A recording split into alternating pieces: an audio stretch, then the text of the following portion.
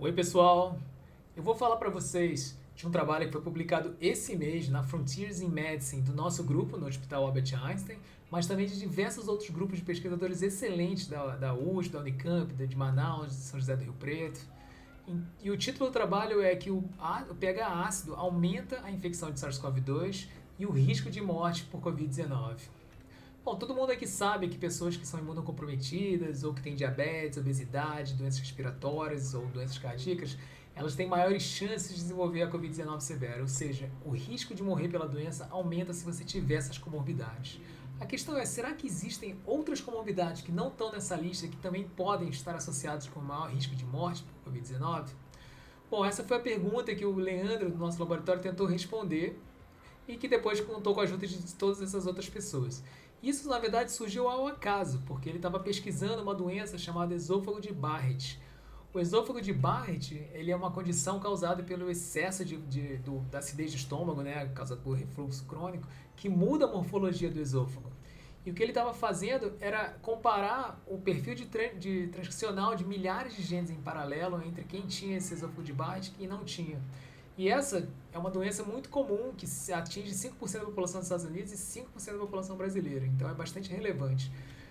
E o que ele notou é que existiam vários genes que a atividade estava aumentada em pessoas que tinham o esôfago de Barrett. E dentre esses genes que estavam aumentados estava o ACE2, também conhecido como ECA2 em português. O ACE2 ele é um gene importante porque ele codifica para o receptor principal de entrada do vírus SARS-CoV-2, que é o que causa a Covid-19. Então, será que pessoas que têm o esôfago de Barrett têm maiores níveis de ACE2 e isso faz com que o vírus infecte mais facilmente e aí por isso pode estar associado a uma maior severidade da doença? Bom, quando a gente começou a olhar as vias de sinalização que estavam envolvidas com essa condição, a gente viu que uma delas estava falando sobre regulação de pH intracelular. E isso faz todo sentido, né? Como eu falei, essa doença é causada pelo excesso da acidez estomacal atingindo o esôfago. O que é interessante a pergunta é, será que o pH por si só está relacionado com essa mudança da expressão do ACE2? Se sabe muito pouco sobre a regulação da ACE2, sabe que está relacionada com hipóxia e rifonalfa, mas não existe nenhuma relação do pH com a expressão do ACE2. A primeira coisa que a gente fez foi olhar em dados de transcriptoma de células únicas dessa condição para ver qual era o tipo celular que produzia, que expressava mais ACE2. Depois a gente fez uma colaboração com grupos da Unicamp, como o Pedro Vieira e o José Modena, que fizeram o seguinte experimento. Eles pegaram monócitos primários humanos e colocaram em cultura. E aí eles usaram três condições. Uma condição que era o pH normal e duas outras condições que era o pH mais ácido. E aí eles mediram o nível de ACE2 por RT-PCR, o Real-Time PCR. E aí o que a gente conseguiu ver é que quando as células estão numa condição ácida, o nível do ACE2 ele aumenta nessas células. Isso era interessante, mas será que esse aumento é suficiente para também causar uma maior replicação viral ou fazer com que o vírus infecte mais células?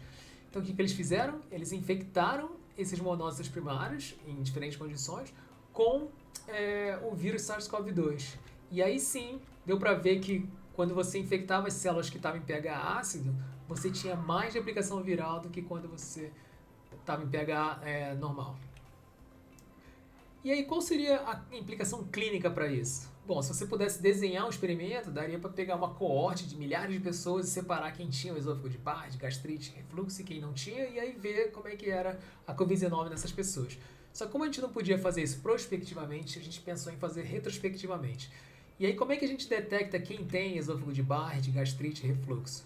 Bom, geralmente essas pessoas que têm essas condições, elas tomam um medicamento que são as inibidores de bomba de próton, que é como o omeprazol, pantoprazol, que ajudam a reduzir essa acidez.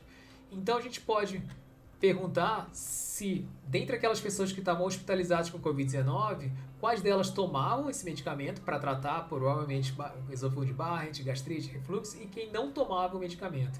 E isso foi feito inicialmente pelos nossos amigos lá de Manaus. Então o que eles conseguiram ver com mais de 500 pessoas era que quem não tomava medicamento sobrevivia mais do que quem tomava medicamentos, tá vendo? E quando você ajustava isso pelas principais comorbidades, como diabetes, hipertensão e a idade, você via que o risco de quem toma esse medicamento aumenta em relação a quem não toma. E aí a gente fez uma colaboração com o pessoal de São José do Rio Preto, que tinha uma outra coorte independente que também tinha essa informação de medicamentos. E aí, de novo, o grupo do Maurício Nogueira, lá de São José do Rio Preto, mostrou que quem não tomava medicamento sobrevivia mais do que quem tomava, tá vendo? O risco de novo aumentava.